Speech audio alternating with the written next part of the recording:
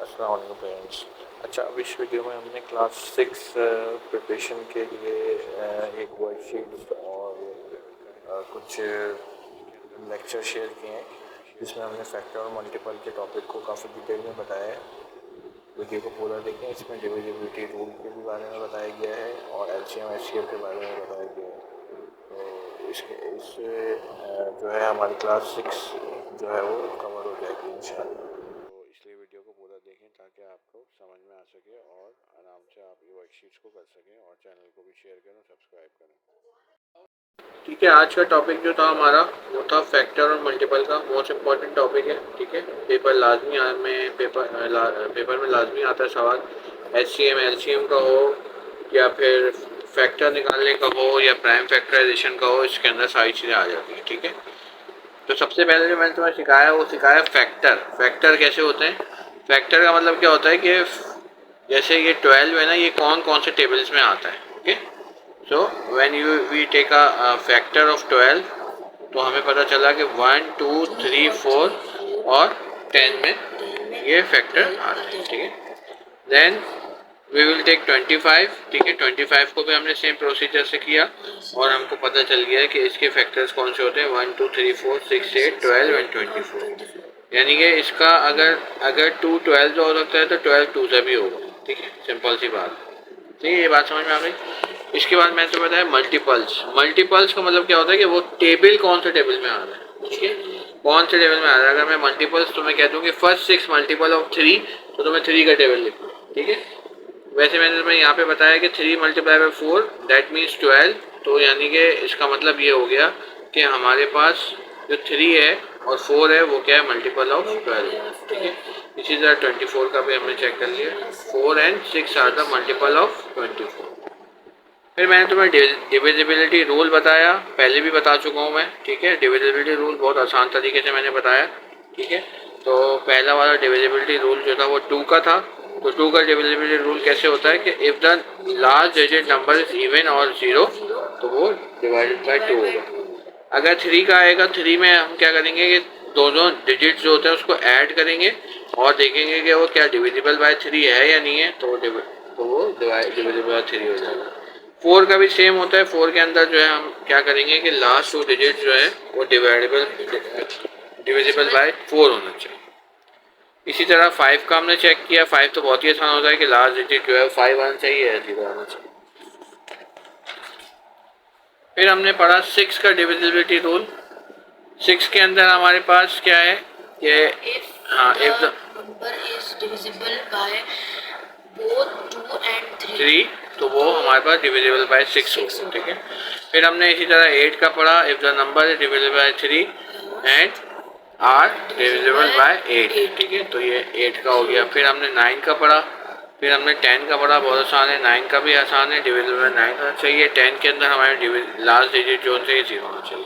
7 का इसमें नहीं था क्योंकि 7 का थोड़ा सा मुश्किल होता है, तो 7 का आसान तरीका मैंने पूरा लिख के बता दिया कि multiple the digits of 10 place by 3 and the product of the digits in the ones place. If the result is divisible by 7 then the number is divisible by 7। ठीक है, तो इसका आसान एक एग्जांपल भी करा दी कि हमारे पे अगर एक नंबर लिखा हुआ है, इन दोनों को तुमने जो उसके 10 प्लेस पे था उसको मल्टीप्लाई बाय 3 किया। ठीक है, फिर उसमें से ऐड कर दिया, चेक कर लिया कि क्या ये 28 7 के टेबल में आता है, तो वो 28 7 के टेबल में आता है, तो उसका मतलब है कि डिविजिबल बाय। इसी तरह फिर 11 का है। 11 का मैंने रूल नहीं लिखा है लेकिन डायरेक्ट बता दिया क्योंकि फिक्स नंबर होते हैं 11 के, जैसे 121 हो गए या हमारे पास 1771 हो गए। ठीक है, तो ये हमारे पास। ठीक है, इसके बाद मैंने तुम्हें प्राइम फैक्टर बताया, प्राइम नंबर बताया। प्राइम नंबर कौन से होते हैं, जो सिर्फ अपने टेबल के अंदर आते हैं। ठीक है, यहाँ पे थोड़ी सी डेफिनेशन भी मैंने लिखा। ठीक है, इसी तरह कंपोजिट नंबर का मैंने बता दिया। कंपोजिट नंबर कौन से होते हैं, जो यानी कि अपने टेबल में नहीं आते या उसका एक से ज़्यादा फैक्टर होता है, वो कंपोजिट नंबर। जैसे अगर प्राइम फैक्टर तो ये है ना कि उसका एक ही फैक्टर होता है या वो अपने टेबल में ही आते हैं। जो अदर नंबर्स होते हैं वो कंपोजिट नंबर। एक नई चीज़ को प्राइम फैक्टर है, को प्राइम नंबर है। को प्राइम नंबर कौन से होते हैं, 2 numbers will be known as coprime when they have only 1 as a common factor. दोनों का कॉमन फैक्टर क्या होगा, 1 होगा, तो वो को प्राइम। इसकी एग्जांपल मैंने थोड़ा सा बताया कि 16 और 45 को अगर आप इसका आप फैक्टर बनाते हैं तो इसके आखिर में 1 आता है, और 45 का भी अगर फैक्टर बनाते हैं तो इसका भी एक 1 आता है। देखो 1 और 1 कॉमन आ रहा है इसलिए एक ओपन है। फिर जो कॉमन सी बात है एच सी एफ और एल सी एम मैंने बता दिया। एच सी एफ तुम्हें पता है कि सिंपल सा हमें वहाँ तक लेके जाना होता है जहाँ पर डिफरेंट टेबल आ जाते हैं। इसी तरीके से करना, अलग अलग करके नहीं करना, बहुत मुश्किल हो जाती है वरना।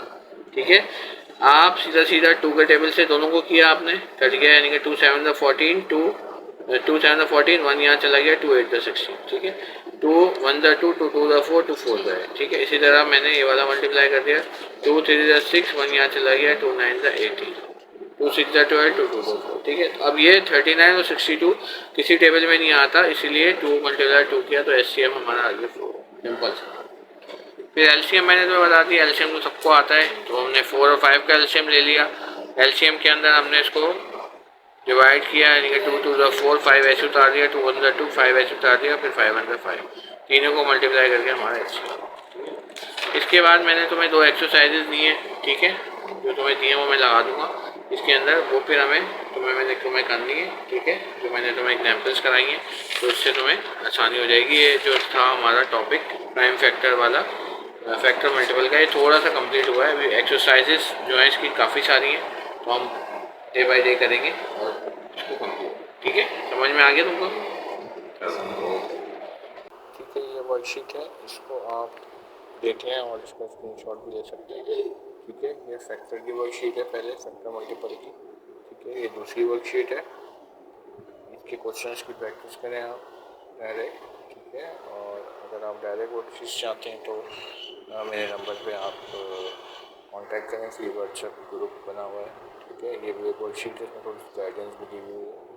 ठीक है, इसकी वर्कशीट को भी कंप्लीट करें और इसमें बताएं कि किस तरीके से सॉल्यूशन किया जाएगा। ठीक है, ये प्रैक्टिस वर्कशीट है, इसमें प्राइम और कंपोजिट नंबर आपको अलग अलग करने हैं, इसके लिए स्क्रीनशॉट लेके आप काम कर सकते हैं। ठीक है, उम्मीद है कि आज की क्लास का समझ में आ गया होगा आपको, काफ़ी डिटेल में मैंने चीज़ें बताई हैं, और इससे रिलेटेड अभी काफ़ी वर्कशीट्स रहती हैं, तो वो टाइम टू टाइम में शेयर करता रहूँगा। और आपको अगर प्रिपरेशन करवानी है तो इसी नंबर पर रब्ता करा सकते हैं। ठीक है, थैंक यू सो मच।